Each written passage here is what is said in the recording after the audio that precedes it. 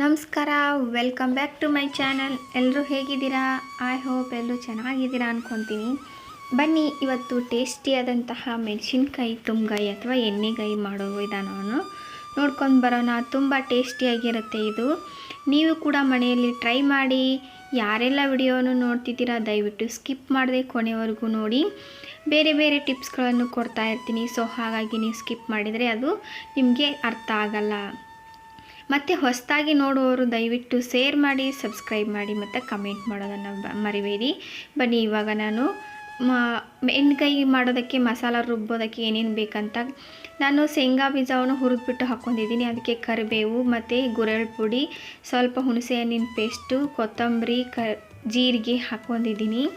ನಂತರ 1-2-3 ಟೊಮೆಟೊ ಹಾಕ್ಕೋರಿ. ನೀವು ಯಾವ ಕ್ವಾಂಟಿಟಿಯಲ್ಲಿ ಮಾಡ್ತೀರಾ ಅದ್ರ ಮೇಲೆ ಟೊಮೆಟೊವನ್ನು ಜಾಸ್ತಿನೇ ಬಳಸಿ.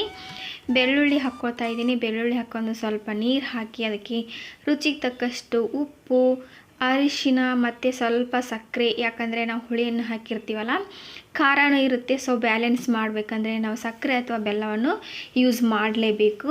ಹಾಕಿಬಿಟ್ಟು ಇದನ್ನು ನುಣ್ಣಗೆ ಪೇಸ್ಟ್ ಮಾಡ್ಕೊಂಡು ಬರೋಣ ಫ್ರೆಂಡ್ಸ್. ಇವಾಗ ನಮ್ಮದು ಮಸಾಲೆ ರೆಡಿ ಆಗುತ್ತೆ. ಇದನ್ನು ಪೇಸ್ಟ್ ಮಾಡ್ಕೊಂಡು ಬರೋಣ ಬನ್ನಿ. ನೋಡಿ, ನಮ್ಮದು ಮಸಾಲ ಪೇಸ್ಟ್ ಆಗಿದೆ. ಇದನ್ನು ಒಂದು ಬೌಲ್ಗೆ ಸಿಪ್ ಮಾಡ್ಕೊತೀನಿ. ಸಿಪ್ ಮಾಡ್ಕೊಂಡ ನಂತರ ನಾನು ಅದಕ್ಕೆ ಈ ಥರ ಮೆಣಸಿನ್ಕಾಯಿ ದಪ್ಪ ಇರೋ ಮೆಣಸಿನ್ಕಾಯನ್ನು ತೊಗೊಂಡ್ರೆ ನಾವು ಮಾಡಿರ್ತಕ್ಕಂತಹ ಪೇಸ್ಟನ್ನು ಫಿಲ್ ಮಾಡೋದಕ್ಕೆ ಸಹಾಯ ಆಗುತ್ತೆ.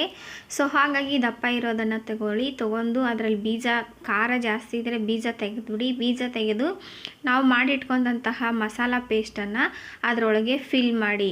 ಇದೇ ರೀತಿ ಪ್ರತಿಯೊಂದು ಮೆಣಸಿನ್ಕಾಯಿನೂ ಕೂಡ ಮಧ್ಯದಲ್ಲಿ ಸೀಳ್ಬಿಟ್ಟು ಮೆಣಸಿನ್ಕಾಯಿ ಬೀಜ ತೆಗೆದು ಪ್ರತಿಯೊಂದನ್ನು ಕೂಡ ಮಸಾಲೆಯನ್ನು ತುಂಬಿಬಿಟ್ಟು ತೊಗೋಬೇಕು.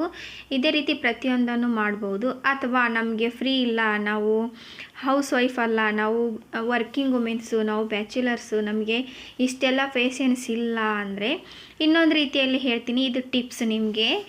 ಇದನ್ನು ಮೆಣಸಿನ್ಕಾಯಿ ತುಂಬುವ ಅವಶ್ಯಕತೆಯೂ ಇಲ್ಲ. ಮಧ್ಯದಲ್ಲಿ 2 ಕಡೆ ಫುಲ್ಲು ಸೀಳ್ಬಿಡಿ. ಅಂದರೆ ಈ ಥರ ಅಲ್ಲ, ಕಟ್ ಮಾಡಿಬಿಡಿ. ಆ ಕಡೆ ಈ ಕಡೆ 2 ಭಾಗ ಆಗಬೇಕು. ಮೇಲ್ಗಡೆ ಮಾತ್ರ ಅದು ಅಟ್ಯಾಚ್ ಇರಬೇಕು. ಆ ಥರ ಮೆಣಸಿನ್ಕಾಯಿನ ಸೀಳ್ಬಿಟ್ಟು ಡೈರೆಕ್ಟ್ ಈ ಪೇಸ್ಟನ್ನು ಹಾಕಿ ನಾವು ಮೆಣಸಿನ್ಕಾಯಿನ ಕುದಿಸಿದ್ರೆ ಅದು ಕೂಡ ಸೇಮ್ ಇದೇ ರೀತಿ ಬರುತ್ತೆ.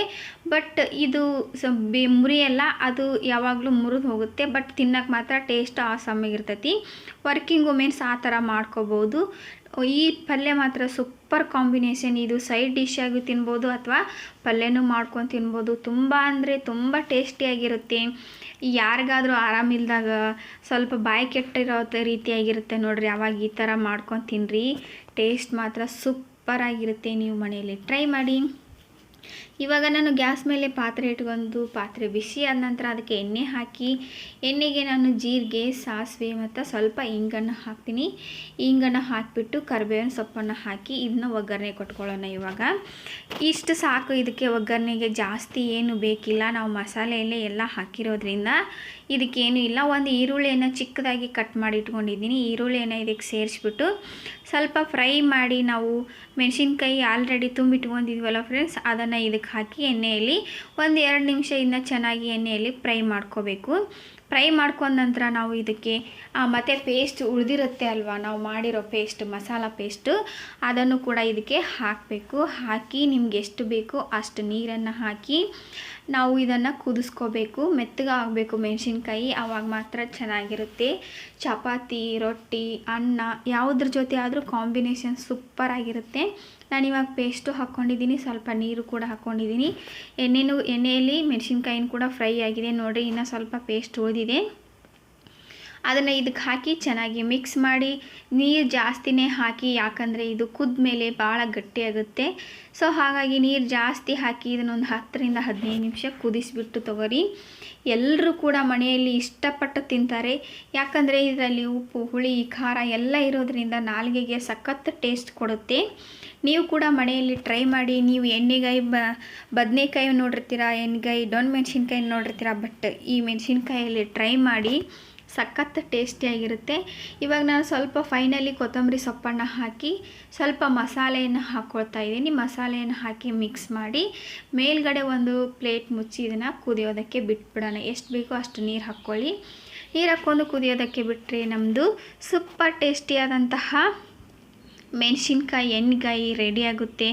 ಅಥವಾ ಸ್ಟಫ್ಡ್ ಮೆಣಸಿನ್ಕಾಯಿನ ನೋಡ್ರಿ ಎಷ್ಟು ಚೆನ್ನಾಗಿ ಎಣ್ಣೆ ಮೇಲ್ಗಡೆ ಬಂದಿದೆ ಅಲ್ವಾ. ನಮ್ಮದು ಇವಾಗ ಪಲ್ಯ ರೆಡಿಯಾಗಿದೆ. ಇದನ್ನು ಚಪಾತಿ ಜೊತೆ ರೊಟ್ಟಿ ಜೊತೆ ಹಾಕ್ಕೊಂಡು ಊಟ ಮಾಡ್ಬೋದು, ಅಥವಾ ಅನ್ನದ ಜೊತೆನೂ ಹಾಕ್ಕೊರಿ. ಎಷ್ಟು ಟೇಸ್ಟಾಗಿರುತ್ತೆ. ಒಂದು ಕಡೆ ಮಸಾಲೆಯನ್ನು ಹಾಕ್ಕೊಂಡು ತಿನ್ನೋದು, ಒಂದು ಕಡೆ ಮೆಣಸಿನ್ಕಾಯಿನ ಕಡ್ಕೊಳ್ತಾ ಇದ್ದರೆ ವಾವ್, ನೋಡಿದ್ರೇ ಬಾಯಲ್ಲಿ ನೀರು ಬರುತ್ತೆ ಅಲ್ವಾ. ಆಸಮ್ ಆಗಿರುತ್ತೆ ಫ್ರೆಂಡ್ಸ್. ನೀವು ಕೂಡ ಮನೆಯಲ್ಲಿ ಟ್ರೈ ಮಾಡಿ. ಈ ವಿಡಿಯೋವನ್ನು ಇಲ್ಲಿವರೆಗೂ ಯಾರೆಲ್ಲ ನೋಡ್ತಿದ್ದೀರಾ ನಿಮ್ಮ ಫ್ರೆಂಡ್ಸ್ ಮತ್ತು ಫ್ಯಾಮಿಲಿಗೆ ಗ್ರೂಪ್ಗಳಿಗೆ ಶೇರ್ ಮಾಡೋದನ್ನು ಮರಿಬೇಡಿ. ದಯವಿಟ್ಟು ಶೇರ್ ಮಾಡಿ. ನೋಡಿ, ಸೂಪರ್ ಟೇಸ್ಟಿಯಾದಂತಹ ಪಲ್ಯ ರೆಡಿ ಆಯಿತು. ಇಲ್ಲಿವರೆಗೂ ಯಾರೆಲ್ಲ ನೋಡಿದ್ದೀರಾ ಎಲ್ಲರಿಗೂ ಕೂಡ ತುಂಬ ಹೃದಯದ ಧನ್ಯವಾದಗಳು.